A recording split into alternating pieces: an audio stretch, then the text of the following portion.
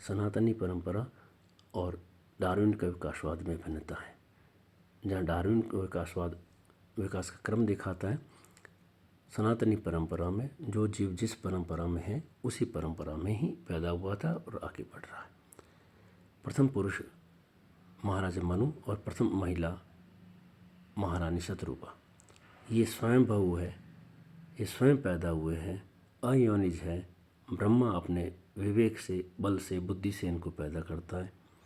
एक जीवीय कोशिका binary fission से जिस तरह से दो भागों में बढ़ती हैं, करीब करीब इसी रूप में प्रथम पुरुष और प्रथम माता का जन्म होता है। ये अयोनिज है।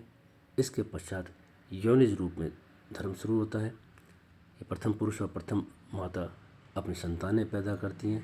संतानों के नाम को अगर अपन बात देखें तो करीबन सारे मानवीय गुणों के नाम हैं। मानवीय गुण विकसित हो रहे हैं, अवगुण अपनी जगह अभी भी हैं। ध्रुव पैदा होते हैं, दृढ़ प्रतिज्ञाधारी इंसान पैदा होता है। प्रत्येक माता प्रत्येक जीव परंपरा को पैदा करती हैं, आगे बढ़ता है मानवीय क्रम। और इस तरह से हम लोग देखते हैं कि अभी भी ये पृथ्वी आग से ग्रसित है, अभी भी शांत नहीं हुई है।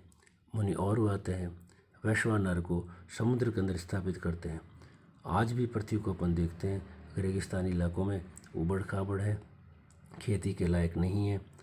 इंसान पहुंचता है, नहर पहुंचाई जाती है। पश्चिमी राजस्थान में इंदिरा गांधी नहर को देखते हैं, चारों तरफ दोहरे बिखरे हैं, बीच की ज़मीन को समतल कर दिया जाता है, पानी की आवक हो जाती है, खेती हर ज़मीन हो जाती है, मानवीय बस्तियों के लायक हो जाती है, मानवीय उपयोग के लायक हो जाती है। ऐसी ही कहानी शुरू होती है कि मानवीय अवगुण और दुर्गुणों का अभी भी विकास क्रम चल रहा है। महाराजा ध्रुव जैसे अटल प्रतिज्ञाधारी के परिवार में भी एक ऐसा व्यक्ति पैदा होता है जिसका नाम वैन है। वैन अभी भी असंस्कृत है, अभी अशिक्षित है, अभी भी अव्यवस्थित है, वो व्यवस्था पे ध्यान नहीं देता है। समानांतर ज्ञान विकसित हो रहा है। ब्राह्मण सोचते हैं कि ये जो दुराचारी वैन है इसका नाश हो, उनकी इस भावना से दुराचार का नाश होता है। उसी दुराचार के भीतर से ही उसके हाथों को मत करके एक जोड़ा पैदा किया जाता है, ये सदाचार पैदा हो जाता है। उस सदाचार से आगे एक संतान पैदा होती है, महाराजा पृथु। महाराजा पृथु संसार के पहले कॉलोनाइजर है, पहले निर्माता है।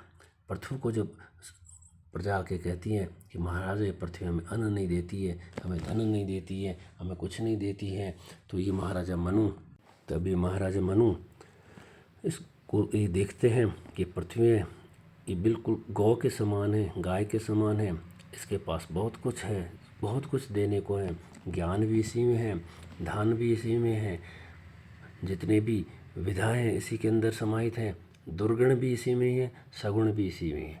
महाराजा मनु अपने घोड़े पे सवार होकर के पृथ्वी के अंदर चारों तरफ घूमते हैं। आगे आगे पृथ्वी का रूप दिखता है, पीछे पीछे महाराजा मनु जाते हैं। इस उबड़ खाबड़ धरती को महाराजा मनु सपाट बनाते हैं, पानी का ठहराव होता है, खेती हर हो जाती है, उपजाऊ बन जाती है। फिर उपजाऊ बन करके मानवीय बस्ती बनती है। तो ये प्रथम कॉलोनाइजर है, प्रथम निर्माता है, मानवीय बस्ती बसाने वाले हैं इस धरती पर, वो महाराजा पृथु है। और पृथु से ही ये संसार का निर्माण, मानवीय बस्ती है, कस्बे बने, दुर्ग बने, अहीरों की बस्ती बनी, पशुओं के रहने के स्थान बने, छावनियाँ बनी, खाने बनी, किसानों के गांव बने, पहाड़ों के तलहटी के गांव बसाए गए।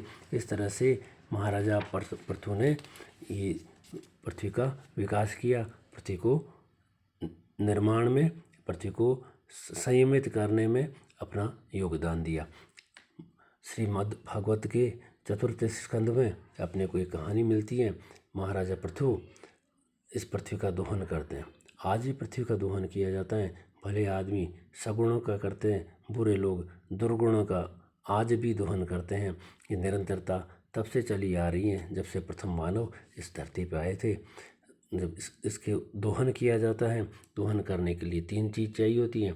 एक चीज़ जिसको दोहा जाएगा वो गाय है, जो दोहने वाला है वो अपना पराक्रम से, अपने श्रम से करने वाला इंसान है। पर गाय ऐसे दूध नहीं देती, गाय को पास में एक बछड़ा चाहिए होता है, उस बछड़े के उपस्थिति में गाय दोहन करती हैं।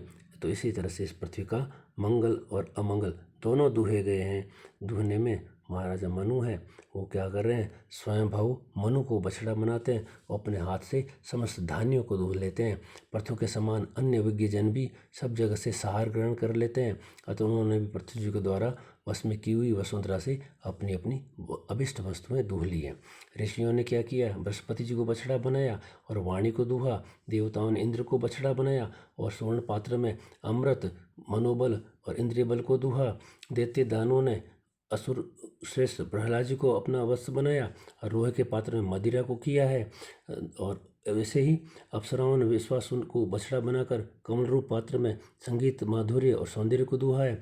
श्राद्ध के अधिष्ठाता महाभक्त पितृगण ने अरेमा नाम के पितृश्वर को वस्त्र बनाया और मिट्टी के कच्चे पात्र में सदा पूर्वक पितरों को दिए जाने वाला दूध दूहा है। फिर कपिल देव जी को बछड़ा बनाकर आकाश रूप पात्र में सिद्धों ने अणिमादि, अष्टसिद्धि तथा विद्याधरों को आकाशगमन आदि विद्याओं को दूहा है।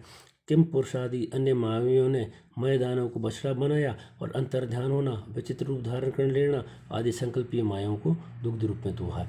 इसी प्रकार यक्ष, राक्षस, भूत, पिशाची आदि लोगों ने, मांसाहारियों ने भूतनाथ रुद्र को बछड़ा बनाकर कपाल रूपी पात्र में रुधिराशव रूप दूध को दूहा।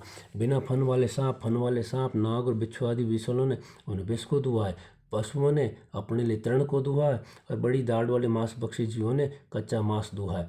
गरुड़ जी यानी पक्षियों ने कीट पतंगों, चर और फल आदि अचर पदार्थ को दुग्ध के रूप में दूहा है। इस तरह से जिसको जैसी चाहना थी, जिसको जैसी भावना थी, जिसको जैसे गुण थे, जिसमें जैसे अवगुण थे, उन्होंने इस पृथ्वी को दूहा है। आज भी मानवीय सभ्यता में जैसे जैसे मानव है, वो मानव इस संसार में उतना ही दूध दोहता है, उतना ही चीज़ लेता है जो उसके सामर्थ्य में, जो उसकी बुद्धि में, जो उसके विवेक में है, जो उसकी समझ में होता है।